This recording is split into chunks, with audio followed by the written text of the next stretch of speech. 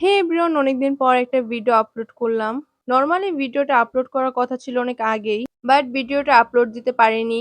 By the way, all family get together চলে গেলাম ঘুরতে। বেসিক্যালি পরিবারের সবাই একসাথে সবসময় ঘোরাটা হয় না। যে কোনো উৎসবে আমরা ফ্যামিলির সবাই একসাথে হয়ে হ্যাপি মোমেন্টস গুলো আমরা শেয়ার করি। আমরা বাসা থেকে রওনা করেছি ঢাকা বিজয় সরণি যাওয়ার উদ্দেশ্যে। নৌকা থেকে নামার পর আমাদের নরমালি দুইটা গাড়ি লেগেছে।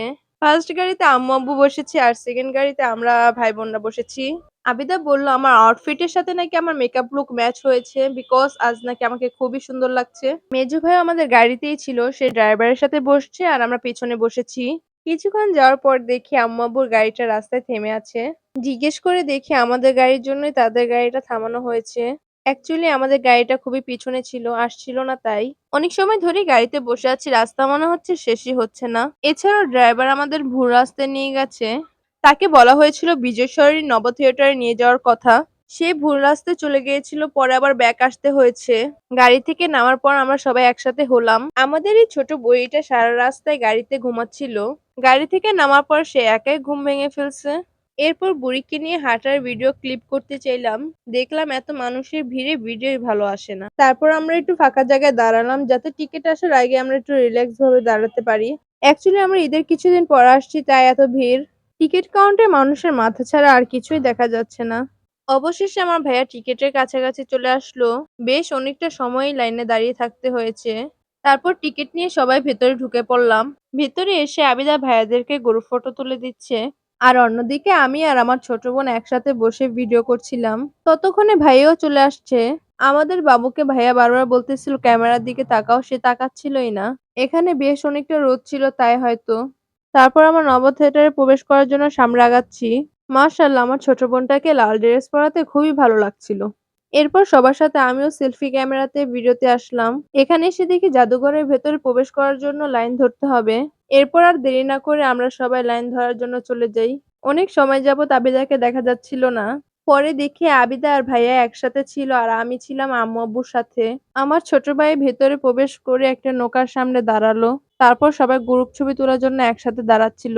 আর এখানে আমি একা একা ভিডিও ক্লিপ করছিলাম আর আবিদা এখানে সবাইকে গ্রুপ ছবি তুলে দিচ্ছিল। নিচতলা ঘুরে দেন আমরা দোতলা চলে আসলাম। এখানেও এসে দেখি আবিদা ভাইয়াকে ছবি তুলে দিচ্ছে। ওই দিনও সারাদিনের ডিউটি হয়তো ছিল ছবি তুলে দেওয়ার। অন্যদিকে ওদের ভাই বোনের খুনসুটিও দেখছি। ওরা দুজন ঘুরে ঘুরে জাদুঘরটা দেখছিল। এখানে আমার ভাইও বাচ্চাদের মতো গেম খেলছিল। ছোট ভাইও ঘুরে ঘুরে জাদুঘরটা দেখছিল। এখানে খুবই সুন্দর একটা ম্যাপ ছিল, এই ম্যাপটা আমার ভাইয়া ফটো তুলে নিচ্ছে।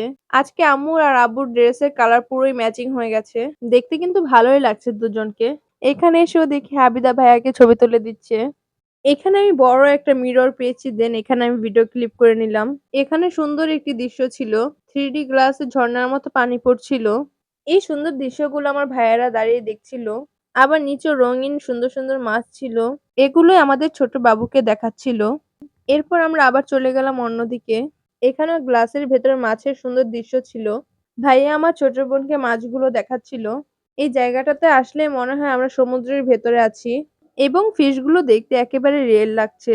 এখানে আসলে কিন্তু ছোট বাবুরা খুবই আনন্দ পায়। নরমালি এখানে যতগুলো বাবু আছে সবাই কিন্তু খুবই আনন্দ করে খেলছে। দেখতে কিন্তু পুরোই মনে হচ্ছে সমুদ্রের নিচে সব বাবুরা একসাথে খেলাধুলা করছে। এখানে এসে তো আমার ছোট ভাই বোন খুবই আনন্দ করে খেলছে।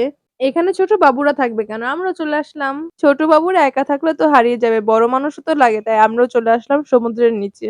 আমাদের দেখতে আবার চলে আসলো আম্মু আর ভাইয়া। নয়তো বড় মাছ যদি এসে আমাদেরকে খেয়ে ফেলে। যাক, এত রিস্ক না নিয়ে আমরা সমুদ্র থেকে বেরি হয়ে যাই। বাহিরে এসে দেখি ফুপু আর ভাতিজি একসাথে হাত ধরে হাঁটছে। দেখতে কিন্তু খুবই ভালো লাগছে। এরপর আমরা আবারও নিচতলায় চলে গেলাম। নিচে এসে দেখি সবাই আমাদেরকে রেখেই চলে যাচ্ছে। অ্যাকচুয়ালি আমার আর আবিদার ছবি তুলতে খুবই লেট হচ্ছিল। এই মাটির পুতুলগুলো দেখার পর আমি খুবই ভয় পেয়ে গেছিলাম। আমি ভেবেছিলাম এগুলো সত্যি মানুষ দাঁড়িয়ে আছে। এরপর আমরা বাহিরে চলে আসলাম আর এখানে এসে দেখি আবিদ এখন ভিডিও করে দিচ্ছে, তাও আবার স্লো মোশনে। ভাইয়া কিন্তু খুব অ্যাটিটিউড নিয়ে হাঁটছিল, বাট ভিডিওর রেজাল্ট কিন্তু খুবই হাস্যকর ছিল। এখান থেকে দেখি আবার একটা লাল পরে উঠে আসলো। এইদিকে তো আমার ভাতিজি কারো কথাই শুনছে না, এসেই খেলাধুলা শুরু করে দিয়েছে। এমনিতে আমাদের বাবুটা কিন্তু খুবই ক্রাইলি, বাট ওর মন মতো খেলাধুলা পেলে আর কারো কথাই ও শোনে না। এরপর আমরা আস্তে আস্তে বাহিরের দিকে চলে যাচ্ছি। এখানে এসে আবার দেখি সবাই রেস্টুরেন্টে বসে পড়েছে। এরপর আমরা আর কি করব, আমরাও দর্শক হিসেবে বসে পড়েছি। সারাদিন ঘুরে আমরা সবাই ক্লান্ত হয়ে গেছি। সো ভিডিওটা আর বড় করব না। ভিডিওটি এই পর্যন্তই। আল্লাহ হাফেজ।